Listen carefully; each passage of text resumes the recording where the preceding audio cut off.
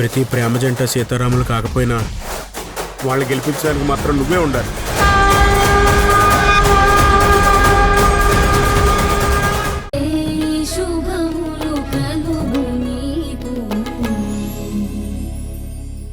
నువ్వొక్కదానివే చెప్పలేదు. తన్ను వస్తావని ఎదురు చూస్తోంది. ఒక్కసారి వచ్చెళ్ళమ్మా.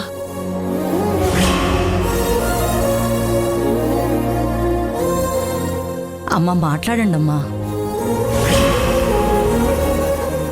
ఏమ్మా, నీ పెళ్లి నువ్వే చేసుకొని వచ్చావు. నీ మీద నేనేమన్నా కోపడ్డానా?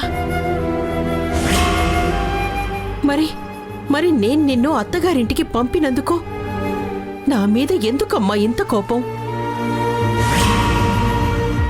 నా మీద కోపం పెంచుకున్నావు సరే, మీ అక్కలు ఏం తప్పు చేశారని వాళ్ల మీద కూడా అలిగావు. హాసిని, కిందటిసారి నా పుట్టినరోజున మనందరం కలిసి చాలా సరదాగా ఎంజాయ్ చేశాం. ఇప్పుడు కూడా అంత సంతోషంగా గడపొచ్చు నువ్వొస్తే. ప్లీజ్ హాసిని, ఒక్కసారి వచ్చేలవా? హాసిని, మనం పెళ్ళిళ్ళై వెళ్ళిపోయినా కూడా ఇలా పుట్టినరోజున కలుసుకుందాం అనుకున్నాం కదా. ఏ హాసిని, నువ్విప్పుడు రాకపోయావంటే మేం కూడా నీ పుట్టినరోజుకి రాము. లక్ష్మి, వాళ్ళెవరిని పుట్టినరోజుకి రావద్దని చెప్పు. నేను రావట్లేదని చెప్పు. అమ్మా తప్పమ్మా. లక్ష్మి, నువ్వు నాకు అన్నం తినిపించావని కృతజ్ఞత ఉంది, అది పోగొట్టుకోవద్దు.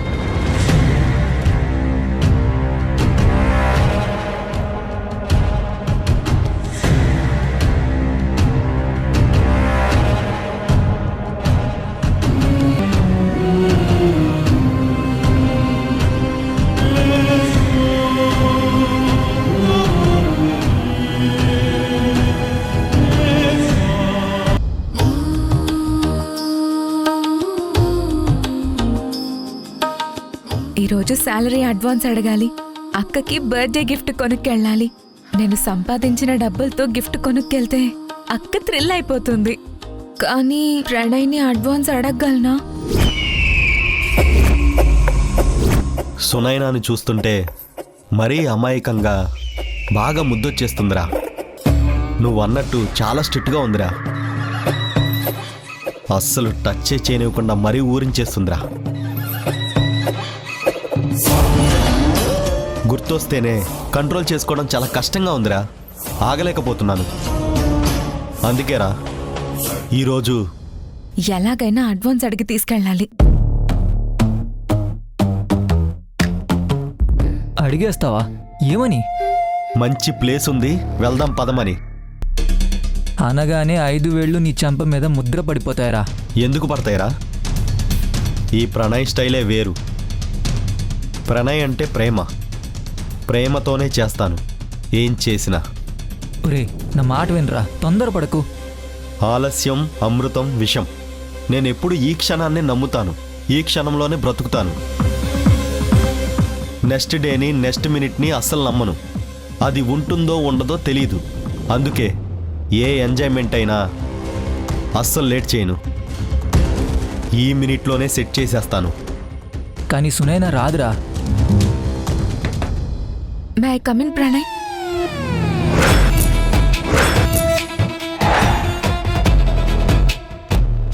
వచ్చేసిందిరా. కమిన్.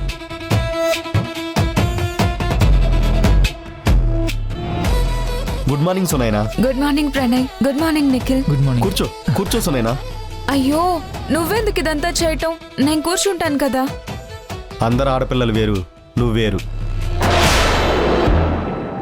నన్ను నమ్మి జాబ్ చేయడానికి మీ వాళ్ళు ఒప్పుకున్నారు. నువ్వు ధైర్యంగా వస్తున్నావు. అలాంటప్పుడు నేను నిన్నెంత జాగ్రత్తగా చూసుకోవాలి?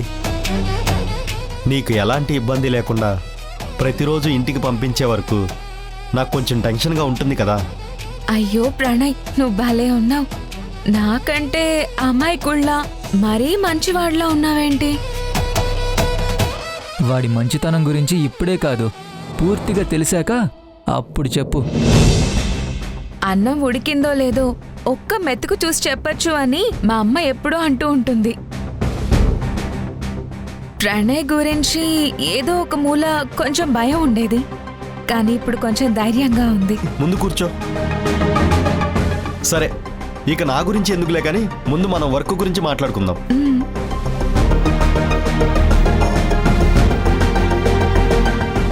ఓకే, ఈ రోజు మనం ఒక లొకేషన్కి వెళ్ళి చూసి రావాలి. లొకేషన్ కా? ఎక్కడికి?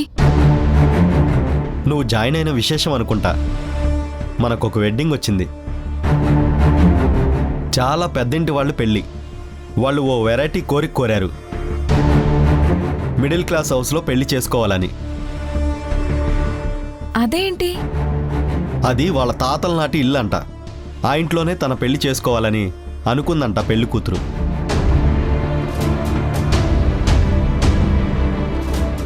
ఇప్పుడు మనం వెళ్ళి ఆ ఇల్లు చూసి ఎలా డెకరేషన్ చేయాలో, వెహికల్ పార్కింగ్ దగ్గర నుంచి వెడ్డింగ్ స్టేజ్ వరకు ఏది ఎక్కడ చేయాలో ప్లాన్ చేయాలి. ఈ మధ్య డెస్టినేషన్ వెడ్డింగ్స్ అని జరుగుతున్నాయి కదా, ఇది అలాంటిదే. మరి బయలుదేరదామా? నేను కూడా రావాలా? ఏ, భయపడుతున్నావా?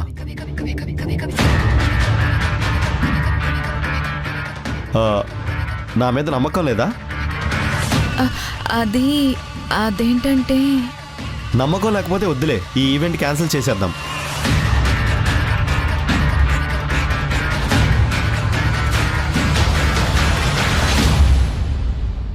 అదేంటి, నేను రాకపోతే ఈవెంట్ ఎందుకు వదులుకోవడం? మరి మన టీంలో మెయిన్ ప్లానర్ నువ్వే కదా. నువ్వు రాకుండా ఆ లొకేషన్ చూడకుండా మేమేం చేయగలం? అందుకే నువ్వు రాగలను అని నమ్మకం కుదిరితేనే అప్పుడు ఈవెంట్స్ ఒప్పుకుందాం. అయ్యో, అలా చేస్తే నువ్వు నష్టపోతావు. నా వల్ల నీకెందుకు నష్టం రావాలి? ఇంత మంచితనంతో జాబ్ ఇచ్చావు. నేను కొంచెం ధైర్యంతో రాలేనా?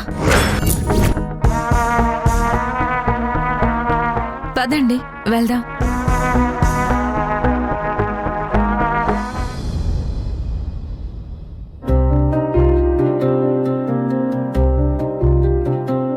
తినమ్మా,